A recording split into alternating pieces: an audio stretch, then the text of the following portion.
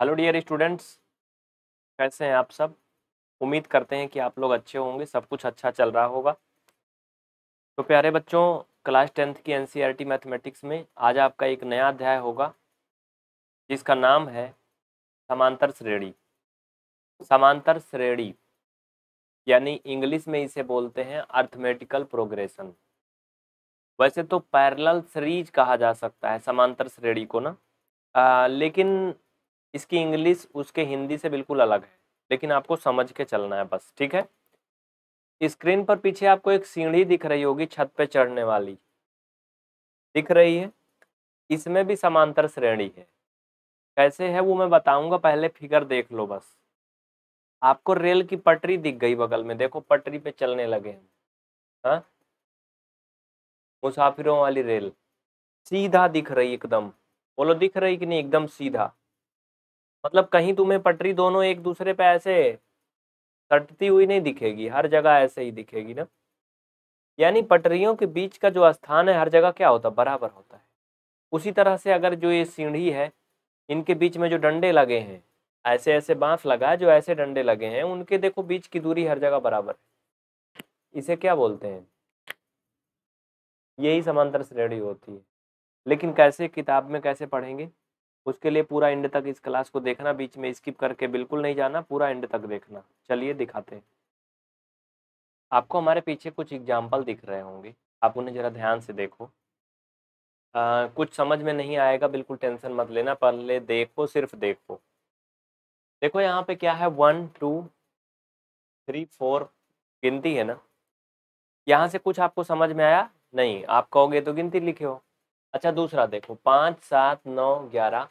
अगर मैं आपसे बोलूं कि भैया ये बताओ इस पे क्या होगा अगला, 11 के बाद, उसके बाद क्या होगा, तो मुझे उम्मीद है कि आप समझ जाओगे और कर लोगे। सेम वैसे जैसे अगर मैं बोलूं कि जो सीढ़ी दिख रही स्क्रीन पर, अगर इसमें एक डंडा और लगाना हो आगे, तो कितना दूरी पे लगाएंगे वो तुम समझ जाओगे ना। क्योंकि बराबर बराबर दूरी पर पूरी सीढ़ी में डंडा लगा है, तो उसके आधार पे तुम अगला डंडा भी डिसाइड कर सकते हो कि सीढ़ी में कहाँ होगा, है ना। तो उसी आधार पर प्यारे बच्चों, ये जो सीरीज आपको स्क्रीन में दिख रही है, इसमें भी हम ये कह सकते हैं कि इस पे क्या नंबर होगा सभी बता लेंगे, इस पे क्या होगा वो भी आप बता लोगे। वैसे अगर इसको देखो, इन 3 नंबरों को देख के आपसे मैं पूछूं यहाँ पे क्या होगा तो आप बता लोगे, यहाँ पे क्या होगा बता लोगे। देखो कैसे, जो नहीं बता पाएंगे वो ध्यान दें, समझो। भैया ये तो गिनती है, ये सबको पता है। यहाँ पर 5 आ जाएगा, यहाँ पर 6 आ जाएगा। लेकिन ये 5 6 गिनती भी एक सीरीज में है, इस वजह से आ रही है। वो कैसे है पता है आपको, देखो एक है, एक में हमने क्या किया, एक जोड़ा है, तब 2 आया है। अब 2 में हमने क्या किया, फिर एक जोड़ा है, तब 3 आया है। उसी तरह से हमने 3 में एक जोड़ा है, तब 4 आया है। तो ऐसे ऐसे हम एक जोड़ करके अगली संख्या इसमें पाएंगे। यानी यहाँ पर हम कह सकते हैं इनका जो कॉमन डिफरेंस है, जिसे डी बोलते हैं, 1 होगा। ये क्या है इसके बारे में अभी गहराई से बताएंगे, पहले क्लास को पूरा देखिए, जाना नहीं। चलो दूसरे में देखो, यहाँ पर क्या आएगा हम कैसे जानेंगे, पहले हम इसका मूल मंत्र निकालते हैं, इसका निचोड़ समझिए। देखिए प्यारे बच्चों, ये 5 है ना, ये 7 आया कैसे, भैया 5 में 2 जोड़ दो 7 आ जाएगा ना बाबू। अगर 7 आ गया है तो 7 के बाद क्या लाना है, मतलब आया 9। आप इनकी पड़ताल करो, 9 कैसे आया होगा, जब 7 में 2 जोड़ा गया तो 9 आया ना। अब 9 में 2 जोड़ा गया तो 11 आया है। यहाँ से हमें ये मिल रहा है भैया कि हर जगह 2 जोड़ने पर अगला मिल रहा है, फिर 2 जोड़ा फिर अगला मिला, फिर 2 जोड़ा फिर अगला मिला। यानी 3 बार अगर मिल गया, यानी चौथी बार भी क्या होगा, इसमें 2 जोड़ करके ही अगला मिलेगा। यहाँ पे क्या करेंगे, 2 जोड़ेंगे तो अगला मिलेगा, अगला यानी 11 के बाद क्या आएगा, 13 आएगा। ठीक है, अब अगला ढूंढना भी आसान है भाई, सीधी सी बात है, इसमें 2 जोड़ दो बाबू। तो 13 में 2 जोड़ना तुम सभी जानते हो, यानी अगला ये क्या होगा, 15 होगा। इस तरह से अगर हम आपसे पूछें तो आप इसे अनंत तक एक एक बता ले जाओगे, सब बता ले जाओगे ना। अभी समझते चलो, श्रेणी एकदम दिमाग में घुस जाएगी, निकलेगी नहीं है। बहुत आसान है समांतर श्रेणी। यानी यहाँ पर जो कॉमन डिफरेंस है क्या है, 2 है। अभी इसके बारे में डिटेल में बताऊंगा, समझते चलो। इसमें अगर देखो तो कहोगे गुरुजी हमें तो कुछ जुड़ नहीं रहा है, क्योंकि 118 था 115 हो गया, 112 हो गया, तो कम हो जा रहा है। हाँ ये कम हो जा रहा है। इसमें से 3 घटाने पे ये ऐसा बना है, और फिर इसमें से 3 घटाने पर ये ऐसा बना है। यानी 2 बार लगातार अगर मिल गया, हम कह सकते हैं अगली बार भी इसमें से 3 घटाने पर अगला वाला आएगा, यानी 109 होगा। इसमें से 3 घटाने पर अगला वाला आएगा, 106 होगा। और इसमें से 3 घटा के तुम अगला बताओ बेटा क्या होगा, जल्दी बताओ। अब हमें आपको समांतर श्रेणी की परिभाषा नहीं बताना पड़ेगा, नो, समझ गए ना आप। सीढ़ी देख करके, रेल की पटरी देख करके, और ये 2-3 एग्जाम्पल देख करके आप समांतर श्रेणी समझ गए। इन्हीं को क्या बोलते हैं, समांतर श्रेणी बोलते हैं। लेकिन चचा अब रुको, कुछ लोग कहेंगे तो एक श्रेणी बोलते हैं, तो आखिर कौन सी ऐसी मुसीबत है जिसको श्रेणी नहीं बोलते। एक और देखो, अभी जैसे मान लो यहाँ पर 108 है, हाँ, शुभ शुभ, 111, 105, 125, 100। यहाँ पर देखो, इनमें अगर मैं कहूँ कि अगला क्या होगा तो बताओ क्या होगा। इनमें थोड़ा 2-4 ज़्यादा इसलिए लिखा हूँ जिससे क्लियर हो। इसमें देखो भैया बाबू ध्यान से देखो तो 3 जोड़ने पे 111 आया है। इसमें अगर देखो भाई साहब बाबू तो 7 घटाने पर 105 आया है। फिर यहाँ से देखो अगर तुम तो 20 जोड़ने पर ये आया है। फिर अगर देखो तो यहाँ से क्या है, 25 घटाने पर ये आया है। यहाँ देखो 3 बढ़ रहा है, 7 घट रहा है, 20 बढ़ रहा है, 25 घट रहा है। कोई 2 नंबर सेम मिला कहीं? नहीं मिला ना। इसमें देखो हर जगह 3-3 का ही डिफरेंस मिल रहा था बच्चा, ये हर जगह 3-3 का ही मिल रहा था। यहाँ पे हर जगह 2-2 का मिल रहा था, यहाँ पे हर जगह 1-1 का मिल रहा था। ये हर जगह 1-1 का मिल रहा है, 1-1 का मिल रहा है। यानी इसमें कोई प्रकार की सीरीज नहीं बन रही। हम नहीं कह सकते कि यहाँ पे क्या होगा, अपने से जो मर्जी वो लिख लो, लेकिन कोई रूल नहीं बन रहा इसमें, ठीक है। इनमें जो कॉमन डिफरेंस था डी बराबर क्या है, 3 है, लेकिन यहाँ पर डी बराबर क्या है भगवान जाने, कुछ नहीं पता है।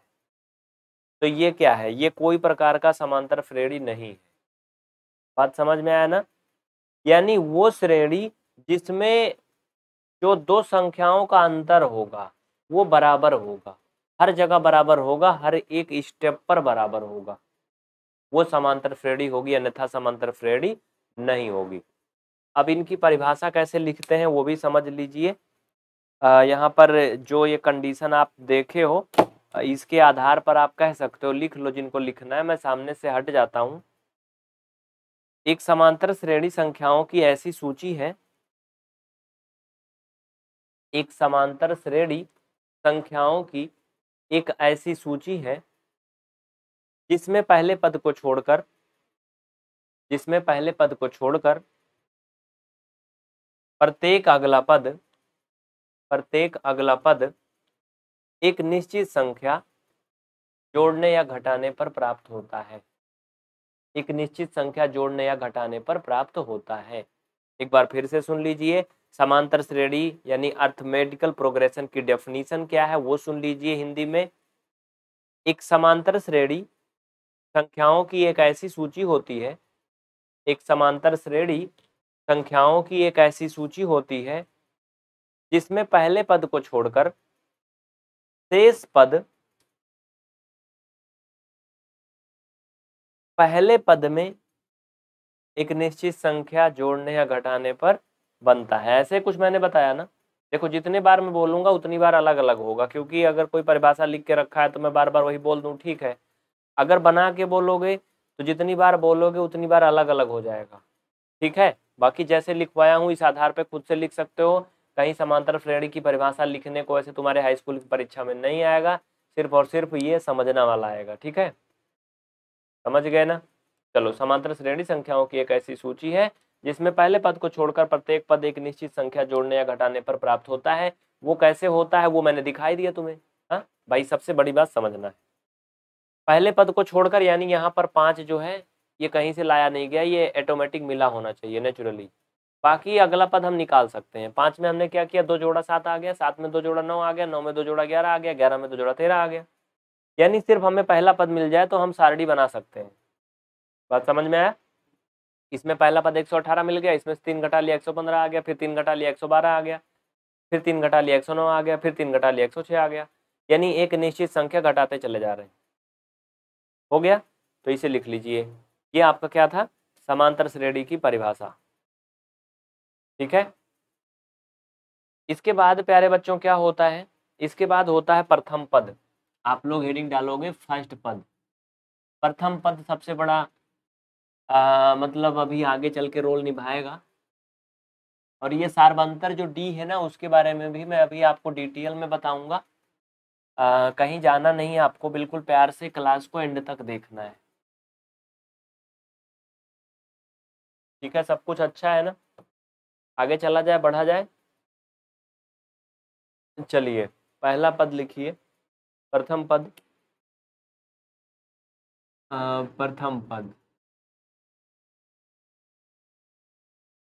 First term. फर्स्ट टर्म क्या है भाई? किसी समांतर श्रेणी का पहला पद ही उसका प्रथम पद कहलाता है। अब चाहे इसको जैसे बोलो। हाँ, किसी समांतर श्रेणी, या फिर ऐसा कह दो समांतर श्रेणी जहां से शुरू होती है, जहां से शुरू होती है वही उसका पहला पद होता है। बस ये सबसे अच्छा है। ठीक है, समांतर श्रेणी की शुरुआत जहां से होती है वही उसका पहला पद होता है। बस बस जैसे एग्जाम्पल के लिए उदाहरण मान लो, उदाहरण जैसे 8, 15, 22, हाँ, 29। समांतर श्रेणी कहाँ से शुरू हो रही भाई? कहाँ से शुरू हो रही बाबू? 8 से शुरू हो रही। ये क्या है? प्रथम पद। ये क्या है? प्रथम पद। समांतर श्रेणी 8 से शुरू हो रही, 8 क्या है? प्रथम पद है। लिख लीजिए, फटाफट दौड़ के चलते हैं आगे हम लोग। ये सारे जो कॉन्सेप्ट्स यहाँ पे लिखवाए जा रहे हैं बहुत ही इंपॉर्टेंट है, वेरी वेरी इंपॉर्टेंट है। ठीक है, ओके।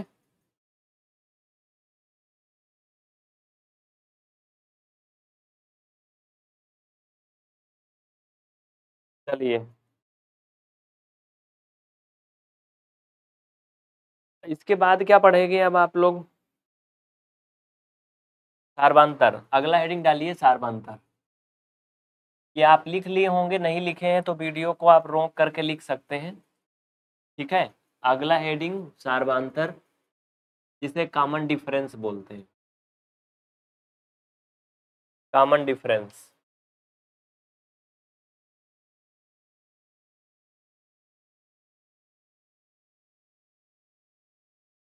सार्वंतर।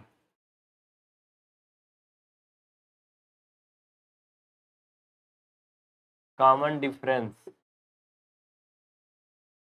ओके, चलो भाई, सार्वंतर क्या होता है? देखो, किसी भी टॉपिक की परिभाषा उम्मीद करते हैं हाई स्कूल की परीक्षा में जल्दी कभी नहीं पूछा जाएगा, लेकिन आपको समझ के चलना है। परिभाषा अगर पूछ भी लेता है, अगर तुमने जो मैंने बताया फार्मूला वो लिख देना ना, कोई एक नंबर नहीं काटेगा। मैथमेटिक्स इसीलिए सबसे अलग है। यहाँ पर तुमको हिंदी वाली कहानी नहीं लिखना है, नहीं, तुम एक सूत्र लिख दोगे, उसी में सारी परिभाषा हो गई। कोई परिभाषा नहीं लिखना है। चलो समझो, सार्वंतर क्या होता है?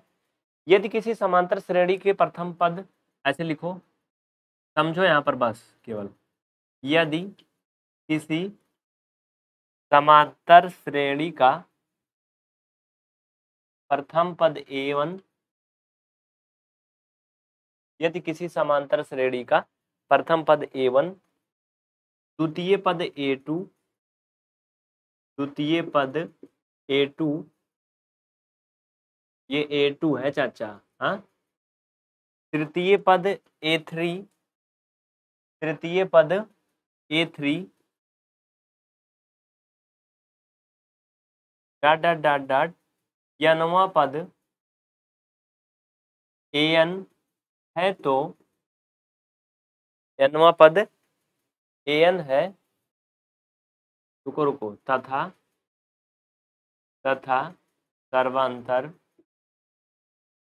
d हो तो, सर्वांतर को d माना गया है, हो तो अब नीचे लिखो, ध्यान से लिखो, a2 माइनस a1 इक्वल, देखो यहाँ से मतलब समझना, कहानी समझना पूरी, a3 माइनस a2 बराबर a4 माइनस a3, यानी ऐसे चाहे जहां तक तुम लिखते चले जाओ, हाँ, बराबर an माइनस 1 बराबर d। यही क्या है, सार्वंतर। कुछ समझ में आया आपको कि नहीं? ये क्या है, सार्वंतर है। कुछ बच्चे इसमें भूल जाएंगे कि गुरुजी इतना बड़ा हम लिखेंगे कैसे।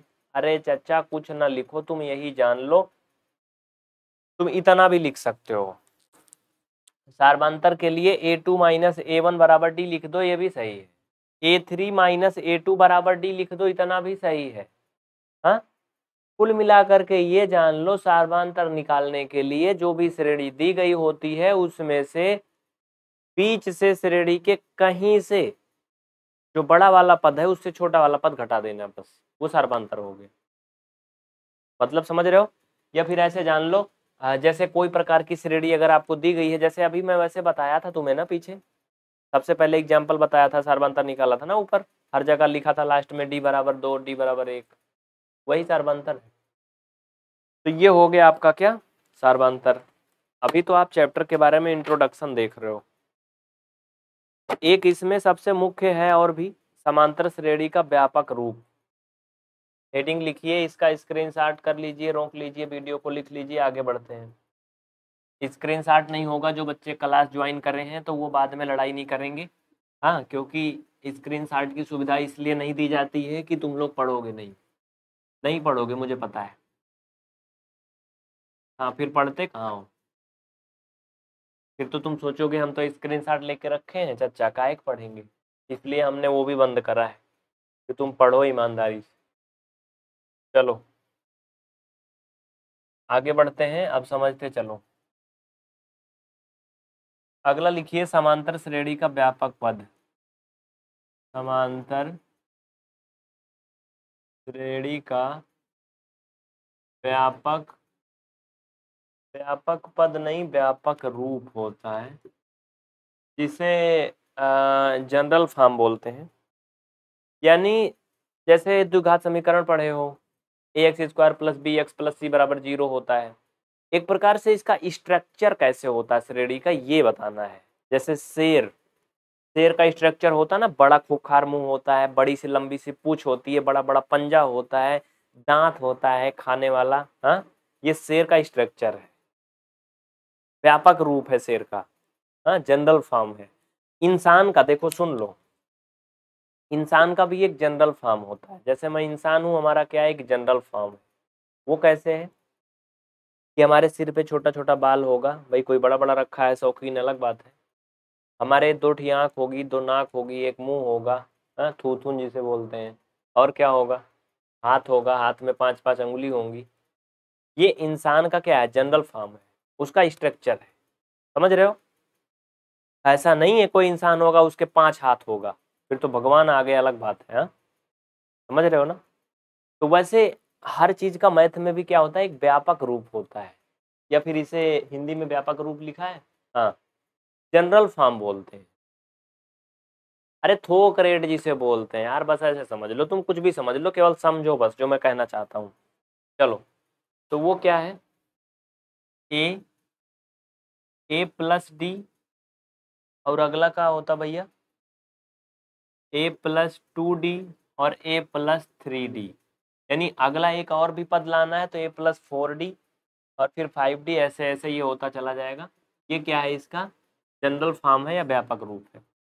यानी अगर हमें कोई प्रकार की श्रेणी बनानी है, समांतर श्रेणी, तो हम कोई एक d का मान मान लें कुछ और a का मान कुछ मान लें, तो हम श्रेणी तैयार कर सकते हैं। हाँ, अगर a का मान हम मान लेते हैं 1 और d का मान मान लेते हैं 2, चलो श्रेणी बना के दिखाता हूँ, श्रेणी बनती है कि नहीं। a बराबर 1, d बराबर 2, चलो एक समांतर श्रेणी बननी चाहिए, पक्का बननी चाहिए। ठीक है भाई, एक ही जगह पे 1 रखा, यहाँ पर 1 माना था, इसका मान मैंने 2 माना था, तो ये 3 हो गया। ठीक है, इसका मान मैंने 1 माना था चाचा, और डी का मान मैंने 2 माना था ना, तो डी का मान 2 और 2 ये 4 हो गया, एक ये क्या हो गया 5। ठीक है, इसका मान मैंने 1 माना था, डी का मान 2 माना था, तो 3 दूना 6 और एक ये हो गया 7। ये हो गया भाई साहब, ये श्रेणी बन गई बाबू। देखो इसमें 2 का अंतर है, ये देखो इसमें 2 का अंतर है, ये देखो इसमें 2 का अंतर है। बोलो कॉमन डिफरेंस 2 2 आ रहा है ना, आ रहा है ना। 1 3 5 7, फिर अगला हम कह सकते हैं 9 होगा, 11 होगा, 13 होगा। देखो श्रेणी बन गई, बन गई ना। कुल मिलाकर के इसे ऐसे समझ लो कि समांतर श्रेणी बनाने का ढांचा है ये, समांतर श्रेणी बनाने का ढांचा है या सूत्र है या स्ट्रक्चर है। समझ गए ना। चलिए इसको लिख लीजिए आप ऊपर वाला, ये बहुत इंपॉर्टेंट है, ये आपसे आपकी परीक्षा में भी ऐसे ही पूछा जा सकता है एक आध नंबर में। समांतर श्रेणी का व्यापक रूप लिखिए या फिर उसका जनरल फॉर्म लिखिए। ये हो गया तो फिर हम लोग आगे बढ़ते हैं। ठीक है, चलिए जल्दी से आगे बढ़ते हैं, लिख लीजिए। स्क्रीन आपके लिए क्लियर है, आपको दिख रही। आप लोग लिख लिए हो तो मैं इसको मिटा के आगे बढ़ सकता हूँ ना। चलो ठीक है, अगला हेडिंग लिखो आप लोग, परिमिति समांतर श्रेणी या फाइनाइट अर्थमेटिकल प्रोग्रेशन, जिसे बोलते हैं एक प्रकार से निश्चित, हाँ, लेकिन इसे हिंदी भाषा में भाई परिमित ही बोलेंगे। देखो श्रेणी 2 प्रकार की होती है, समांतर श्रेणी 2 प्रकार की होती है, एक निश्चित होती है, एक अनिश्चित होती है। हाँ, एक श्रेणी होती है जिसकी लंबाई निश्चित होती है, लेकिन एक समांतर श्रेणी बनती है जिसकी लंबाई अनिश्चित होती है, कोई लिमिट नहीं होती कब खत्म होगी कि नहीं होगी।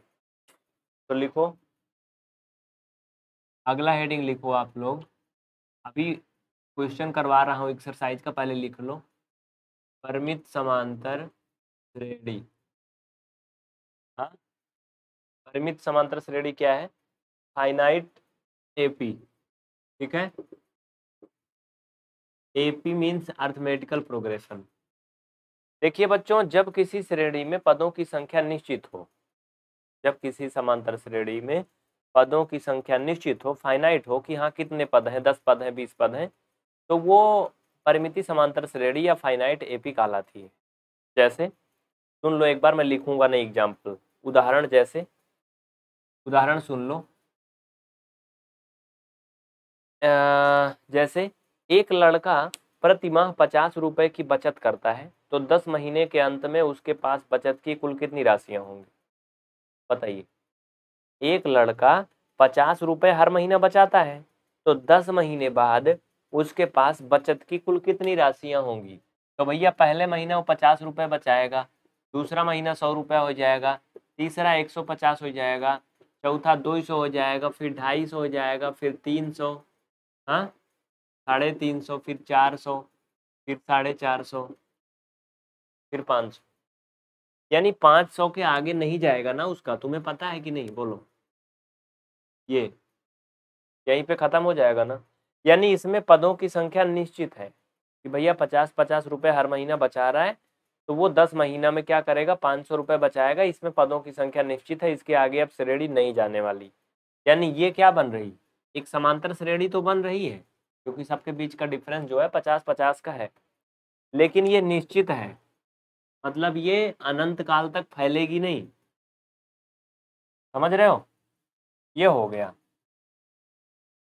अगला भी लिख लो फिर, अनिश्चित वाला, वो भी देख लो। अनिश्चित कैसे होता है वो भी देख लो भैया, समझ लो बाबू। चलो देखो, अनिश्चित काल वाला लिखो। अगला लिखो, अपरिमित अपरिमित समांतर श्रेणी, ऐसी समांतर श्रेणी जिसमें पदों की संख्या अनिश्चित होती है, ऐसी समांतर श्रेणी जिसमें पदों की संख्या अनिश्चित होती है, वो अपरिमित समांतर श्रेणी कहलाती है। ये जिसे बोलते हैं क्या, इंग्लिश में रुक जाओ, इनफाइनाइट ना, हाँ, जिसे इनफाइनाइट एपी बोलते हैं। ठीक है, लिख लो बेटा, जो इंग्लिश वाले हैं इंग्लिश वाले लिख लें, इनफाइनाइट एपी अर्थमेटिकल प्रोग्रेशन। ठीक है, इसका एग्जाम्पल देख लो, जैसे छोटा सा मैंने लिया ये, भैया ये में कुछ निश्चित नहीं है, तुम इसमें हमेशा साथ साथ जोड़ते जाओ और अगला नंबर पद पाते जाओ, चाहे जब तक पाते जाओ, जिंदगी भर बुढ़ा जाओ तुम, चाहे तुम्हारा खानदान बुढ़ा हो जाए, ये खत्म नहीं होने वाला। इसमें पदों की संख्या निश्चित है ही नहीं, इसमें केवल साथ साथ जोड़कर अगला पद निकाला जा सकता है, और कब तक निकाला जा सकता है इसको ब्रह्मा भी बता के नहीं गए थे, नहीं, चाहे जब तक निकालो। तो ये क्या होती है, अपरिमित समांतर श्रेणी होती है। बात समझ में आया? ये सारा कॉन्सेप्ट है जो अभी तुम देख रहे हो। इसके बाद अब हमें पढ़ना है बेटा चैप्टर आपका 5.1। क्या पढ़ना है? एक्सरसाइज 5.1 पढ़ना है। यानी हमने आपको युद्ध के लिए तैयार कर दिया है। हाँ, आप युद्ध में दाएं दाएं मार कर सकते हो। यानी समांतर श्रेणी का सारा कॉन्सेप्ट आपके दिमाग में मैंने भर दिया है, अब क्वेश्चन तुम उड़ा सकते हो। लेकिन अगर तुम्हें सिर्फ और सिर्फ क्वेश्चन पे लाके पटक देता पहली पहली बार, तो तुम क्या करते? तो तुम बकरी जैसे मुंह बना के बयां बयां करते वहीं पे, है ना? समझ रहे हो कि नहीं? तो ये सारी बातें, देखिए आज मैं बहुत ही प्यार से क्लास को रिकॉर्ड कर रहा हूँ, बहुत ही फुर्सत में। हाँ, ये क्लास जो मैं आपको दिखा रहा हूँ, लाइव दिख रहा है या रिकॉर्ड हो रहा है मुझे खुद नहीं पता है। हाँ, बस मैं काम कर रहा हूँ, क्योंकि भगवान ने कहा था ना कि बेटा कर्म कर ले, फल की इच्छा ना कर। तो मैं भी कर्म कर रहा हूँ, रिकॉर्ड कर रहे हैं ये हमारे खतरनाक साथी, या लाइव कर रहे हैं मुझे खुद नहीं बताए। बोले हैं कि चलिए आपको एक्टिंग करनी है, बस कैमरे में क्या होगा मैं आपको नहीं बताऊंगा। फिलहाल आप लोग बताना कमेंट करके अगर लाइव देख रहे हो तो। चलिए फिर अगला सेशन में हम आपको 5.1 एक्सरसाइज के क्वेश्चन करवाएंगे। हाँ, जो भी 10th के बच्चे हैं और जो सीखने वाले उनके लिए भी इम्पॉर्टेंट होगा। बहुत बहुत थैंक यू। जय हिंद साथियों। क्लास को शेयर करके जाना। अगर आप यूट्यूब पे देख रहे हो, अगर आप एप्लीकेशन में देख रहे हो, आपने कोर्स को ज्वाइन किया है, तो और आपसे विनम्र निवेदन है कि इज्जत मिट्टी में ना मिलाना। हाँ, आपने क्लास को ज्वाइन किया बड़ी उम्मीद के साथ किया है ना, आपके दिल में बड़ी उम्मीद होगी, जगी होगी हमें देख करके कि हमें मैथ सीखना है। तो इस उम्मीद को जगा के रखना, नोट्स बनाना, ईमानदारी से पढ़ना सच्चे दिल से, जिससे कि आप सीख सको और अगले 4 लोग से भी बता सको कि मैंने पीवीआर स्टडी से सीखा है ना? बेईमानी करोगे भाई, नहीं देखोगे तो नहीं सीख पाओगे। 2 घंटे मैंने कहा है देखने के लिए, आप 3 घंटे देखो रोज, कोई लिमिट नहीं, आपको 4 घंटे भी देखने को मिलेगा। खूब पढ़ो।